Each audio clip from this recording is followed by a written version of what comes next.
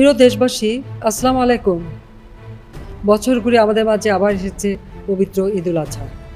সকল আধার কাটিয়ে ঈদুল আজহা আমাদের জীবনে বয়ে আনুক অনাবিল আনন্দ। আসুন কুরবানির ত্যাগের মহিমা উজ্জীবিত হয়ে দেশ ও দেশের মানুষের কল্যাণে আত্মনিয়োগ করি। এই সাক্ষাৎকারে শেখ হাসিনা সুস্পষ্টভাবে বলেছেন যে ভারত গণতান্ত্রিক ও সার্বভৌম রাষ্ট্র, তারা তাদের নিজস্ব নিয়ম এবং আন্তর্জাতিক রীতিনীতি অনুসরণ করে এই সিদ্ধান্ত নেয়। তাদের সিদ্ধান্ত একান্তই তাদের, এই বিষয়ে আমার বক্তব্য প্রদান সমীচীন হবে না। তবে আমি বলতে পারি, আমি কখন কিভাবে দেশে ফিরবো সেই সিদ্ধান্ত একান্তই আমার। কোনো অবৈধ রায় কিংবা কোনো রাজনৈতিক ষড়যন্ত্র আমাকে রুখতে পারবে না। বাংলাদেশের মানুষের জন্য যে কোনো ত্যাগ স্বীকারে আমি প্রস্তুত। মামলা ও গ্রেফতারের আশঙ্কার মধ্যেই কাকডাকা ভরে দেশ ত্যাগ করেছেন ডক্টর ইউনূস। এমন খবর ঘিরে তোলপাড় রাজনৈতিক অঙ্গন। তাহলে কি সত্যি দেশ ছেড়ে পালালেন ডক্টর ইউনূস? বাংলাদেশের জুলাই সন্ত্রাসীরা আতঙ্কিত শেখ হাসিনার আগমনের কথা শুনে ঠিক তখনই নীরবে নিভৃতে চলে গেল বাংলাদেশের মহা বিশ্ব বাটপার এবং পিশাচ ইউনূস গোপনে পালিয়েছে ঢাকা বিমানবন্দর দিয়ে। মোহাম্মদ ইউনূসের অন্তর্বর্তী সরকারের সঙ্গী সাথীরা সব দোষ ইউনূস আর তার কিচেন ক্যাবিনেটের ঘাড়ে চাপিয়ে নিজেদের নিষ্পাপ শিশু প্রমাণ করতে উঠে পড়ে লেগেছেন। সবকিছুই এই হাসিনা ফিরছেন এই খবরের প্রতিক্রিয়ায়। আসসালামু আলাইকুম দর্শক, সিগন্যাল বিডি চ্যানেলের নতুন একটি গুরুত্বপূর্ণ নিউজ ভিডিও নিয়ে আপনাদের মাঝে হাজির হলাম। প্রিয় দর্শক, বাংলাদেশের বর্তমান রাজনৈতিক প্রেক্ষাপট জানতে যারা এই ভিডিওটিতে ক্লিক করেছেন তাদের সবাইকে বলবো আপনারা ধৈর্য সহকারে পুরো ভিডিওটি দেখতে থাকুন, কারণ এই ভিডিওটিতে এমন কিছু তথ্য বা উপাত্ত শেয়ার করা হয়েছে যা জানলে আপনারা অবাক হবেন। প্রিয় দর্শক, ইতিমধ্যে আপনারা অনেকগুলো ভিডিওর অংশ বিশেষ দেখে নিয়েছেন এবং আশা করি দেখেই বুঝতে পেরেছেন আজকের ভিডিওটি কতটি গুরুত্বপূর্ণ এবং আকর্ষণীয় হতে চলেছে। এখনো যারা আমাদের চ্যানেলটি সাবস্ক্রাইব করেননি তাদের সবাইকে বলবো আমাদের চ্যানেলটি সাবস্ক্রাইব করে পাশে থাকা বেল আইকনটা অন করে দিবেন, আর যারা ইতিমধ্যে সাবস্ক্রাইব করেছেন তাদেরকে অসংখ্য ধন্যবাদ। তো প্রিয় দর্শক, চলুন আর কথা বাড়াবো না, একটি লাইক দিয়ে মূল ভিডিওতে যাওয়া যাক। প্রিয় দেশবাসী, আসসালামু আলাইকুম। বছর ঘুরে আমাদের মাঝে আবার এসেছে পবিত্র ঈদুল আজহা। সকল আধার কাটিয়ে ঈদুল আজহা আমাদের জীবনে বয়ে আনুক অনাবিল আনন্দ। আসুন কুরবানির ত্যাগের মহিমা উজ্জীবিত হয়ে দেশ ও দেশের মানুষের কল্যাণে আত্মনিয়োগ করি। দেশ ও দেশের বাইরে অবস্থানরত সকল বাংলাদেশি ভাই বোনকে পবিত্র ঈদুল আজহার শুভেচ্ছা জানাচ্ছি। চাঞ্চল্যকর ও খুশির এক সংবাদ, আজ সকালে ভোরে যখন সারা বাংলাদেশের জুলাই সন্ত্রাসীরা আতঙ্কিত শেখ হাসিনার আগমনের কথা শুনে ঠিক তখনই নীরবে নিভৃতে চলে গেল বাংলাদেশের মহা বিশ্ব বাটপার এবং পিশাচ ইউনূস গোপনে পালিয়েছে ঢাকা বিমানবন্দর দিয়ে। দর্শক, এই ব্যাপারটা নিয়ে আপনাদের সাথে আজকে কথা বলতে চাই। আজ বুধবার ভোর 6টা 50 হযরত শাহজালাল আন্তর্জাতিক বিমানবন্দর থেকে টার্কিশ এয়ারলাইন্সের বিশেষ বিমানে এই ইউনূস, বিশ্ব বাটপার ইউনূস অতি গোপনে দেশ ছাড়ার গুঞ্জন নিয়ে এক বিস্ফোরক রাজনৈতিক আলোচনা চলছে। সাবেক পররাষ্ট্র উপদেষ্টা তৌহিদ হোসেনের কিচেন ক্যাবিনেট বিতর্ক এবং আসিফ মাহমুদের ধারাবাহিক তথ্য ফাঁসের পর কেন এই আকস্মিক এবং গোপন বিদেশ যাত্রা? এটা কি শেখ হাসিনার দেশে ফেরার দিনক্ষণ শুনে কি এই জুলাই সুবিধাভোগীর মতো ইউনূসও মাথা খারাপ হয়ে গেল এবং দেশ ছেড়ে পালানোর ফাইনাল সিদ্ধান্ত নিয়ে নিল? সেটা কিন্তু আমাদের সামনে আজকে স্পষ্ট হচ্ছে।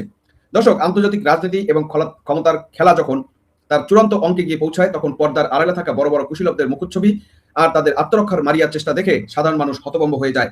আজ 27শে মে বুধবার ভোরবেলা ঢাকার আকাশ যখন কেবল ফর্সা হতে শুরু করেছে ঠিক তখনই বাংলাদেশের রাজনৈতিক ইতিহাসে এক নজিরবিহীন, অবিশ্বাস্য এবং বিস্ফোরক চাঞ্চল্যকর খবরের গুঞ্জন ছড়িয়ে পড়েছে, যা এই মুহূর্তে সমগ্র টেকনাফ থেকে তেতুলিয়া পর্যন্ত টক অফ দ্য নেশনে পরিণত হয়েছে। সংশ্লিষ্ট একাধিক দায়িত্বশীল সূত্র এবং বিমানবন্দরের আভ্যন্তরীণ সূত্র থেকে পাওয়া খবরের উপর ভিত্তি করে অত্যন্ত জোরালো গুঞ্জন উঠেছে যে সাবেক অন্তর্বর্তী সরকারের প্রধান উপদেষ্টা এবং নোবেল জয়ী অর্থনীতিবিদ বিশ্ব বাটপার মোহাম্মদ ইউনূস আজ ভোরে অতি গোপনে লোকচক্ষুর আড়ালে দেশ ছেড়েছেন। এই বুধবার 6টা 50 যে শিডিউল ফ্লাইট টার্কিশ এয়ারলাইন্সের একটি বিমানে চড়ে তিনি ঢাকা ত্যাগ করার প্রস্তুতি নিয়েছেন এবং অত্যন্ত কঠোর গোপনীয়তার সাথে এই অপারেশন চালানো হয়েছে। কিন্তু প্রশ্ন হচ্ছে, হঠাৎ কেন এই জরুরি প্রস্থান? কেন আজ বুধবার ভোরবেলা শান্ত ইস্তাম্বুল হয়ে ইউরোপ বা আমেরিকার উদ্দেশ্যে পাড়ি জমাতে হলো তাকে? গত কয়েকদিন সাবেক পররাষ্ট্র উপদেষ্টা তৌহিদ হোসেন এবং জাতীয় নাগরিক পার্টির মুখপাত্র আসিফ মাহমুদ সজীব ভুঁইয়ার মুখ থেকে যে সমস্ত বিস্ফোরক তথ্য এবং কিচেন ক্যাবিনেটের গোপন তথ্য ফাঁস হয়েছে তার সাথে কি এই গোপন যাত্রা কোনো গভীর সম্পর্ক রয়েছে? দর্শক, আজ আমরা এই যে আকস্মিক পলায়নের যে রাজনীতি বা উনি যে পালিয়ে গেল এর পিছনে আসল সত্য, প্রশাসনিক চাপ এবং জুলাই সুবিধাভোগীদের চরম আতঙ্কের চুলচেরা ময়না তদন্ত করব। শেষ পর্যন্ত দেখুন, কারণ ক্ষমতার তাসের ঘর কিভাবে ভেঙে পড়ে পালাতে হয় সেটা কিন্তু আজকে আরেকবার দেখা যাবে। আসুন ঘটনার গভীরতা বোঝার জন্য বিমানবন্দরের সেই ভোরবেলার সমীকরণটি একটি খতিয়ে দেখি। এভিয়েশন এবং বিমানবন্দর সূত্র নিশ্চিত করেছে যে বুধবার থেকেই শাহজালাল আন্তর্জাতিক বিমানবন্দর ভিআইপি টার্মিনাল এবং টার্কিশ এয়ারলাইন্সের শিডিউল ফ্লাইটের দিকে বিভিন্ন রাজনৈতিক মহলের কড়া নজরদারি ছিল। সাধারণ টার্কিশ এয়ারলাইন্সের ভোরবেলা এই ফ্লাইটটি ইস্তাম্বুল ট্রানজিট হয়ে পশ্চিমা দেশগুলোর দিকে যায়। কিন্তু সবচেয়ে আশ্চর্যের বিষয় কি জানেন?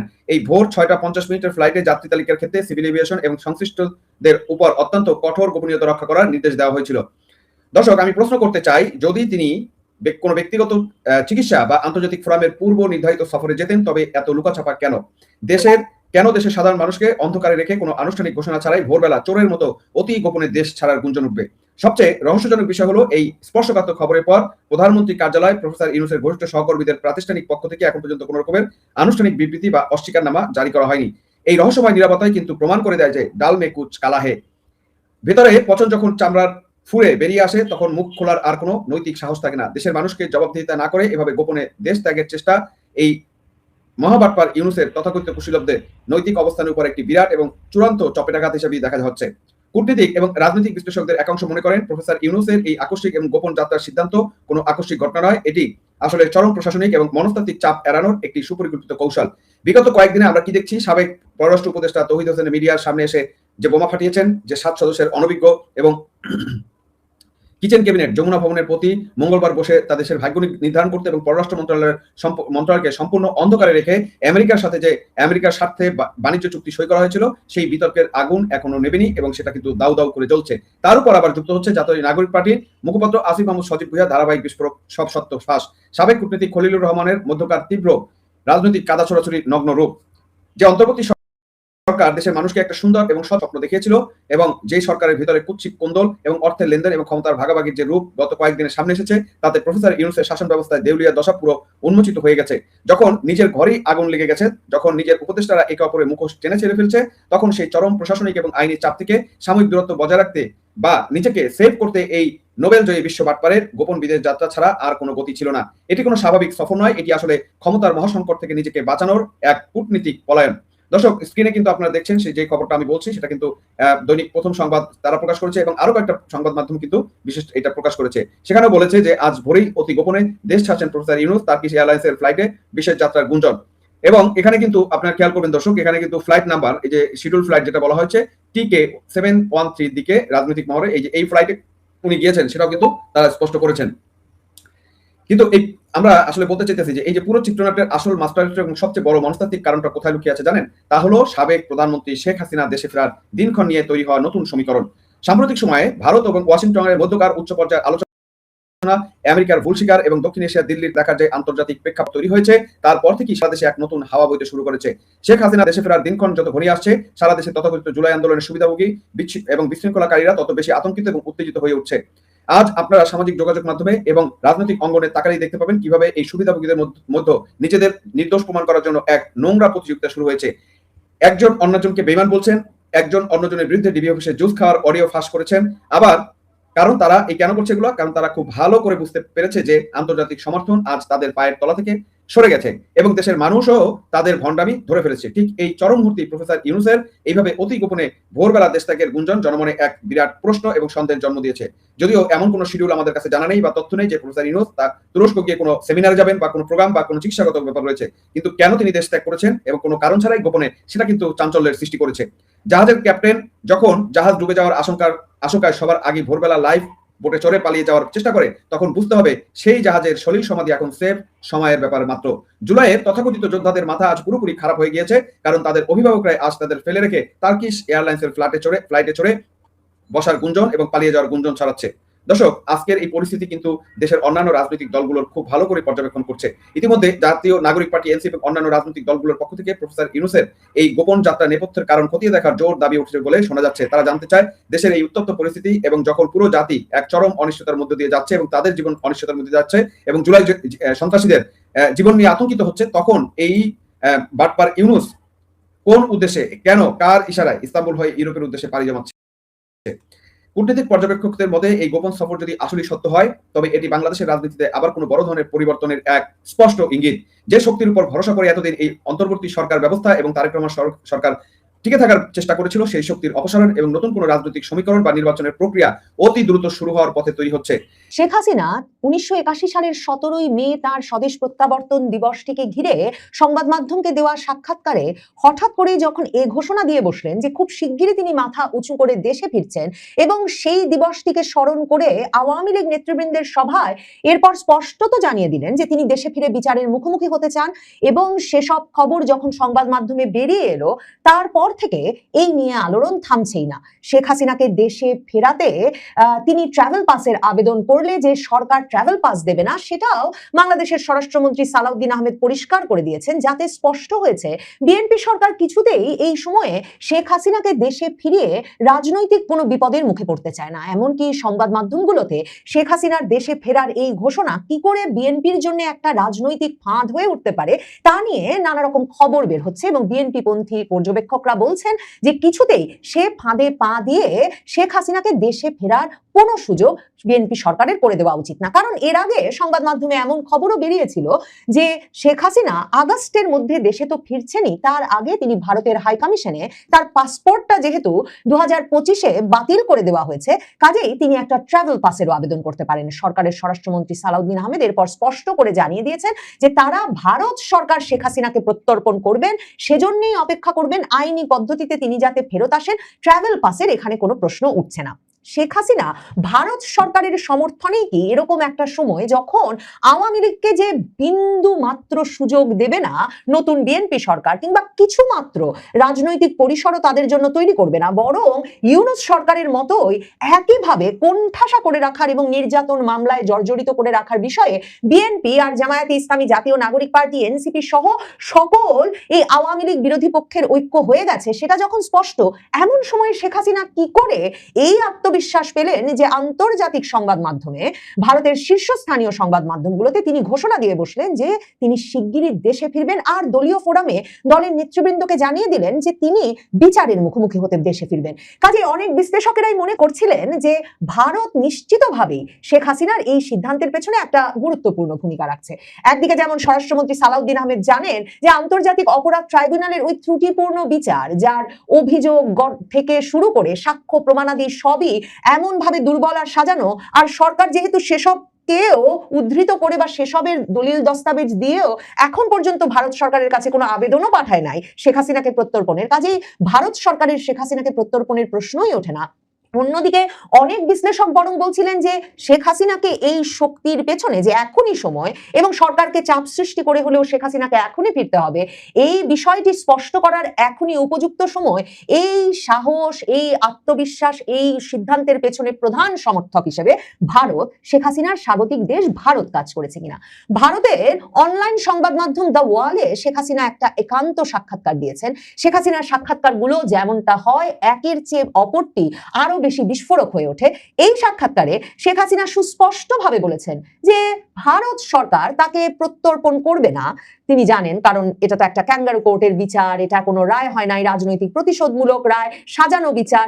কিন্তু ভারত গণতান্ত্রিক ও সার্বভৌম রাষ্ট্র, তারা তাদের নিজস্ব নিয়ম এবং আন্তর্জাতিক রীতিনীতি অনুসরণ করে এই সিদ্ধান্ত নেয়। তাদের সিদ্ধান্ত একান্তই তাদের, এই বিষয়ে আমার বক্তব্য প্রদান সমীচীন হবে না। তবে আমি বলতে পারি, আমি কখন কিভাবে দেশে ফিরবো সেই সিদ্ধান্ত একান্তই আমার শক্তি বাংলাদেশের জনগণ এবং তাদের ভালোবাসা, জনগণের শক্তিতে বলিয়ান হয়েই আমি ফিরবো। কোনো অবৈধ রায় কিংবা কোনো রাজনৈতিক ষড়যন্ত্র আমাকে রুখতে পারবে না। বাংলাদেশের মানুষের জন্য যে কোনো ত্যাগ স্বীকারে আমি প্রস্তুত। মানে শেখ হাসিনা যখন তার প্রথম সাক্ষাৎকারটিতেই 17ই মে যে সাক্ষাৎকারগুলো দিলেন আনন্দবাজার পত্রিকায়, হিন্দুস্তান টাইমসে, বলে বসলেন মাথা উঁচু করে দ্রুত দেশে ফিরবো, তখনই আলোচনা করেছিলাম যে নিশ্চিতভাবেই শেখ হাসিনা ভারত সরকারকে এই বিষয়টা জানিয়ে দিয়েছেন যে তিনি দ্রুত দেশে ফিরতে চান এবং এ প্রসঙ্গে তিনি কারো আর কোনো বাধা মানতে রাজি নন, বা কারো কোনো বিবেচনার চেয়েও তিনি নিজের বিবেচনা, নিজের সিদ্ধান্তের উপর বেশি নির্ভর করছেন। এরপরে তো খবর বেরিয়েই গেল যে তিনি আওয়ামী লীগের শীর্ষ নেতাদেরকেও জানিয়ে দিয়েছেন যে ভারত সরকারকে তার সিদ্ধান্ত তিনি জানিয়েছেন যে তিনি দ্রুত দেশে ফিরবেন এবং দেশে ফিরবেন, ফিরে প্রয়োজনে বিচারের মুখোমুখি হবেন। এমনকি শেখ হাসিনা বলেছেন যে মৃত্যুদণ্ডের রায় নিয়ে ফিরছেন যেন সরকার তার জন্য জেল প্রস্তুত রাখে, মৃত্যুদণ্ডের মঞ্চও প্রস্তুত রাখে, ফাঁসির মঞ্চে প্রয়োজনে যেতেও তিনি প্রস্তুত, কারণ তার এমন বা কি বা বয়স বাকি আছে, কাজেই তিনি তার দলীয় নেতাকর্মীর কাছে ফিরে যেতে চান। এই যে ভারত সরকারের মতো সিদ্ধান্ত নেবেন, কিন্তু ভারত সরকারের অতিথি শেখ হাসিনা বলছেন তিনি কবে দেশে ফিরবেন জনগণের শক্তিতে বলিয়ান হয়ে, সে সিদ্ধান্ত একান্ত তার, সেটা স্মরণ করায় যে ভারতের পররাষ্ট্রমন্ত্রী এস জয়শঙ্করকে গত ডিসেম্বর মাসে এক আলোচনায় জিজ্ঞেস করা হয়েছিল, এনডিটিভির প্রধান সম্পাদক জিজ্ঞেস করেছিলেন যে শেখ হাসিনা কি যতদিন ইচ্ছা ততদিনই দেশে থাকতে পারেন। তখন এস জয়শঙ্কর সেই আলোচনায় স্পষ্টত বলেছিলেন যে শেখ হাসিনা একটা বিশেষ প্রেক্ষিতে বাংলাদেশ ছেড়ে আসতে বাধ্য হয়েছিলেন এবং সেই বিশেষ পরিপ্রেক্ষিতটা নিশ্চিতভাবে শেখ হাসিনার ফেরার সময় কখন হবে সেই ক্ষেত্রে একটা বড় ভূমিকা রাখবে, মানে পরিস্থিতিতে একটা বদল হতে হবে। এবং তারপর এস জয়শঙ্কর বলেছিলেন যে তিনি কবে দেশে ফিরবেন সেই সিদ্ধান্তটা একেবারেই তার, তিনি মনস্থির করবেন কখন তিনি দেশে ফিরবেন। এতে স্পষ্ট যে শেখ হাসিনা শুধু যে ভারতে একজন সরকার প্রধান, রাষ্ট্রপ্রধানের মর্যাদা নিয়ে আছেন এবং সেজন্যই তার রাজনৈতিক কর্মকাণ্ড পরিচালনা করতে পারছেন প্রধানমন্ত্রী মোদীও, যেটা ইউনূসকে জানিয়ে দিয়েছিলেন, ডক্টর ইউনূসকে, যে তিনি সম্পূর্ণ স্বাধীন একজন মানুষ এবং সামাজিক যোগাযোগ মাধ্যমও একেবারে অবাধ এবং মুক্ত, কাজে তিনি সে অনুযায়ী সেটা ব্যবহার করতে পারেন, যে কারণে ভারত সরকার তাকে রাজনৈতিক কর্মকাণ্ড চালাতে এমনকি দলীয় নেতৃবৃন্দের সঙ্গে সাক্ষাতেরও সুযোগ করে দিচ্ছেন নিয়মিতভাবে। এই পুরো পরিস্থিতিতে বুঝতে বাকি থাকে না যে শেখ হাসিনা সিদ্ধান্ত তো নিয়ে ফেলেছেনই, তিনি সে সিদ্ধান্ত জানিয়ে দিয়েছেন ভারত সরকারকে যে কিছুতেই তিনি আর দেশে ফিরতে দেরি করতে রাজি নন। শেখ হাসিনা এই সাক্ষাৎকারটিতে তাকে যখন আসলে ভারতীয় সাংবাদিক অমল সরকার, দ্য ওয়ালের নির্বাহী সম্পাদক, যিনি একান্ত সাক্ষাৎকারটা নিয়েছেন, তিনি আসলে প্রশ্ন করেছিলেন ওই বিশ্লেষণ থেকে এমন একটা জল্পনা তো শুরু হয়েছে, এই সিদ্ধান্ত তিনি কি ভারত সরকারের পরামর্শে নিলেন? এমনকি অমল সরকার মনে করাচ্ছে যে বাংলাদেশের সংবাদ মাধ্যমের একাংশ গত কয়েক মাসে এমন খবরও ছড়ানোর চেষ্টা করেছে, দাবি করেছে যে ভারত সরকার আওয়ামী লীগ নেত্রীকে নাকি তৃতীয় কোনো দেশে চলে যাওয়ার পরামর্শ দিয়েছেন। তখন দ্য ওয়াল লিখছে যদিও ভারত সরকারের কোনো মহল থেকেই এমন খবরের সত্যতা মেলেনি। তো তিনি অমল সরকার প্রশ্ন করেছিলেন শেখ হাসিনাকে যে ভারত সরকার যখন আপনাকে ফেরাতে বাংলাদেশ সরকারের আর্জি উপেক্ষা করছে তখন আপনার পক্ষে কিভাবে দেশে ফেরা সম্ভব? আর শেখ হাসিনা তখন সেই উত্তরটা দিয়েছেন। শেখ হাসিনা বলেছেন যে প্রথমেই পরিষ্কার করা দরকার যে ট্রাইব্যুনালে বিচারের নামে নাটক মঞ্চস্থ করা হয়েছে সেটা গঠিত হয়েছিল 1971 সালের যুদ্ধাপরাধীদের বিচারের জন্য। এরপর ইউনূসের অবৈধ অন্তর্বর্তী সরকার বেআইনিভাবে 4 বার অধ্যাদেশ জারি করে এই আইনে 37টি পরিবর্তন এনে ট্রাইব্যুনাল পুনর্গঠন করে শেখ হাসিনার বিরুদ্ধে মিথ্যা ও রাজনৈতিক উদ্দেশ্য প্রণোদিত বিচার কার্যক্রম পরিচালনা করেছে। এই ট্রাইব্যুনালে মুক্তিযুদ্ধের চেতনা বিরোধীদের বিচারক ও প্রসিকিউটর হিসেবে নিয়োগ দেওয়া হয়েছে। কাজেই শেখ হাসিনা বলেছেন আমার বিরুদ্ধে যে মৃত্যুদণ্ডের রায় দেওয়া হয়েছে সেটা কোনো বিচার নয়, এটা যুদ্ধাপরাধীদের বিচারের প্রতিশোধ মাত্র, যেটা আমাকে এবং বাংলাদেশ আওয়ামী লীগকে রাজনৈতিক ময়দান থেকে দূরে রাখার জন্য দেওয়া হয়েছে। সেই ষড়যন্ত্র ইতিমধ্যেই দেশবাসীর কাছে পরিষ্কার। শেখ হাসিনা মনে করিয়েছেন যে শেখ হাসিনা তার বাবা জাতির পিতা বঙ্গবন্ধু শেখ মুজিবুর রহমানকে 1971 সালের পাকিস্তানের কারাগারে বন্দী করে রাখা হয়েছিল, শুধু তাই নয় তার সেলের পাশে কবর খুঁড়ে রাখা হয়েছিল, কিন্তু তিনি মাথা নত করেননি। কাজেই শেখ হাসিনা বলেছেন যে তিনিও মৃত্যুকে পরোয়া করেন না। প্রিয় দর্শক, ইতিমধ্যে আপনারা আমাদের পুরো ভিডিওটি দেখেছেন। ভিডিওটি দেখে কি জানলেন এবং বুঝলেন অবশ্যই আপনাদের মূল্যবান মতামতটি আমাদের কমেন্ট বক্সে জানাতে ভুলবেন না। এখনো যারা আমাদের চ্যানেলটি সাবস্ক্রাইব করেননি তাদের সবাইকে বলবো আমাদের চ্যানেলটি সাবস্ক্রাইব করে পাশে থাকা বেল আইকনটা অন করে দিবেন এরকম নিত্য নতুন প্রতিদিন গরম গরম নিউজ আপডেট পেতে। ধন্যবাদ সবাইকে।